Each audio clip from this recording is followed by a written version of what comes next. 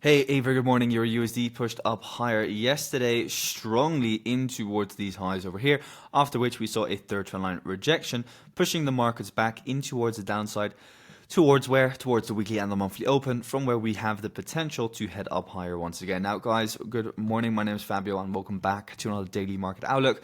We're going to dive into EURUSD, the major dollar pairs, and of course gold. Now, EURUSD remains bearish on the higher time frame, showing us that the overall internal trend here remains bearish with lower lows and lower highs. Now, as I've said many times, I'm still looking for an overall downside play as long as the high here is supported or is rejected, right? The overall swing structure on the 4 hours between this high and this low. And in order for me to get the next downside push, am I looking for a third trendline touch rejection? No, I am not. I'm looking for a liquidity grab above the overall bump in the road to then fuel the next leg down. Now, guys, it still surprises me. I get a lot of messages from people. Fabio, you need to do this. Fabio, you need to do that. Read in between the lines. Look for a short because otherwise you're going to miss the move, guys. I don't need to do anything. I have my strategy, and some of you seem to think that it's necessary to be in every single move, and that a missed move, for example, if you miss a move, that is something bad. Let's say your USD indeed does sell off in towards downside here. I really do not care because I have a strategy and I know when to enter, and I know that that strategy has a certain win rate. For a realistic return, I only ultimately need around 1 or 2 successful trades in a month. My goal is not to be in the markets every single day, not every single week, not catching every single move in towards the downside, because again, it's not realistic to catch every single move. Because if you catch, let's say, this moving towards the downside, you catch this moving towards the upside, you catch this moving towards the downside, what, you're going to be doing 15% every single month, which is completely unrealistic in my opinion. So again, I'm just waiting for what works according to my strategy, and that is a takeout of the overall bump in the road, the overall liquidity high, which we have over here. For myself, more often than not, have I seen that this third trendline rejection is fake, that we'll see another push in towards the highs, take out this liquidity here, and then, for example, see an overall sell-off in towards the downside upon us being provided with that bearish confirmation. For now, the overall demand chain is in control, with demand being here, and now again us having demand over here. So it's now perfectly fine for your USD to head up higher from either this low over here together with a rejection of the monthly open, or if we look at the 1 hour time frame, we can already see that we've grabbed somewhat of liquidity, or maybe a 15-minute is a little bit more clear. This low over here, last night we grabbed that liquidity at around 2:15 my time. Let's see what happens here. Yes, your USD can head down lower once the overall order flow shifts again. So once the overall low here breaks, because there's also still demand inside of here that has the potential to push the market up higher. But once that low breaks, yeah, then definitely we can head down lower again, because then we have an overall order flow shift. But yeah, guys, do not try and boost your overall ego by telling me, Fabio, you need to do this, you need to do that, because I don't need to do anything. I'm just waiting what works for me, and what I know that works for me is if we have a strong push in towards the downside, we're building liquidity above the overall descending highs. I'm then looking for another short in towards the downside once that liquidity gets grabbed, and therefore I still see there to be potential for some short-term upside before then looking for the overall downside, which is in line with the overall swing structure. If I look at the overall dollar index, we can also see that the dollar index has failed to put in a new higher high, is built on very weak ascending lows, and at the moment what we're seeing here is something very normal, where we have a clear 1 hour bearish trend. So what we have here is an overall push down. We had the retracement phase, there was no real liquidity in the push down. What happens, the initial sellers here get liquidated together with a rejection of the monthly open, which is the red line over there, and then from there we head down lower again. Now once again, what's happened, push from this high in towards this low. Where's the internal bump in the road? Right over here. What am I waiting for? That high to get taken out, and then an overall sell-off to happen in towards the downside, if again we get the lower time frame confirmation. Okay, as simple as that. Going into GBPUSD, for GU, I'm looking for, again, further downside. The pound remains one of the weakest currencies for myself. I am favoring an overall next downside push, though price action again is not the cleanest. What we've seen here is again another sweep of the initial, reaction down. Once we break this low here, that could be the moment where we could potentially start seeing some further downside on GBPUSD. So we'll monitor that, though I must say GU is just not the cleanest, but it is something that I'll be keeping an eye on if we can break that low and then head down lower. Going into AUDUSD, AUDUSD is probably my least favorite pair out of all. I'm not really looking to trade this at the moment. All I'm looking is for the further upside if we do get an overall breakout. For myself, still swing structure bullish between the low here and the high here. We've internally liquidated these equal lows, and I'm now looking to see, hey, can we get an overall structural shift here on the free monthly open, retest, and then a further upside push. Not really looking for anything else, and furthermore, the overall price action is very consolidative.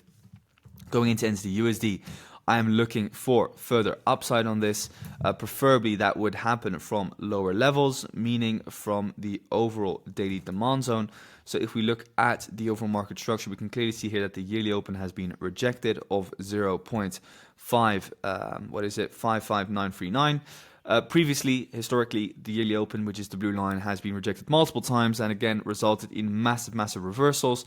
So here the same could again happen. If we look here at the 4-hour time frame, we can again see that the first trend shift has happened. Push down, pull back, push down, pull back, push down, pull back, push down, and then a trend shift happened. So what's now happening is just reaccumulation. Ultimately, there's a potential for a short-term upside push here. If the dollar index rejects that overall internal high that I just highlighted. Otherwise, just wait for this to head down lower, and then this internal low here, that is from where I'll be looking for the next upside push from. So can head up higher from here or from here, in my personal opinion. The only difference is how does the dollar now react to that internal liquidity high, which is the black line. That should support any potential move on an NZDUSD, for example, as well. The New Zealand dollar remains relatively strong due to the, let's say, dovish cycle ending. So they're stopping with the cutting of interest rates, which is relatively bullish for NZD. I dropped some updates inside Discord on that. For now, we're breaking the 4-hour fractal low again. So if we can break above the 4-hour fractal high, reject the monthly open, and then look for longs again, that could be potential. Otherwise, just let it head down lower. Going into USDJPY, so USDJPY pushed back down in towards the 4-hour liquidity lows from where we highlighted that you could look for longs. Again, not a top pick, but a pick that you can just take from a mechanical perspective. Again, just look at the lower time frame. It could be the 15-minute, could be the 1-hour time frame.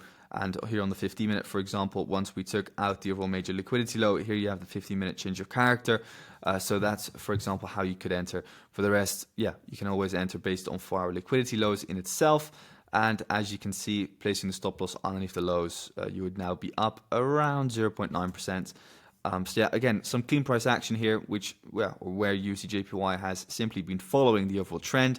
So as we can see, again, reaccumulation phase started. Reaccumulation took place into where? In towards the overall liquidity lows. And when you expect the overall continuation to happen, once we see a clear 4-hour change of character again, and that could then result in another upside drive. Going into USDCAD, I got some comments about this one. Guys, I really owe nobody anything. These market outlooks are done completely free, but somehow people still feel entitled to me acting like some kind of a bank or investment manager who has to really chew everything for you. I provide 90% of the let's say move. All you need to do is capitalize on it yourself. If, for example, I enter here on the overall low and I enter there with a limit order with my stop loss underneath the lows, and the market heads up higher for around 1.7%. For a 150 pip move, it's up to me how I trade these positions on my own accounts, and really I don't really have to tell anybody how I then do it.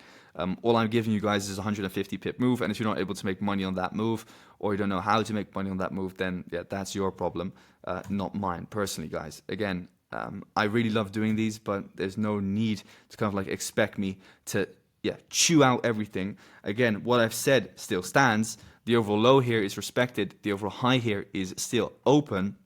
You've had a break of structure in towards the upside. and we can expect now the next impulsive phase to potentially start, especially once the 4-hour change of character against takes place. Like, it's perfectly normal for USDCAD to manipulate a little bit more, and I highlighted this in yesterday's video as well, where USDCAD either moves extremely impulsively or very correctively.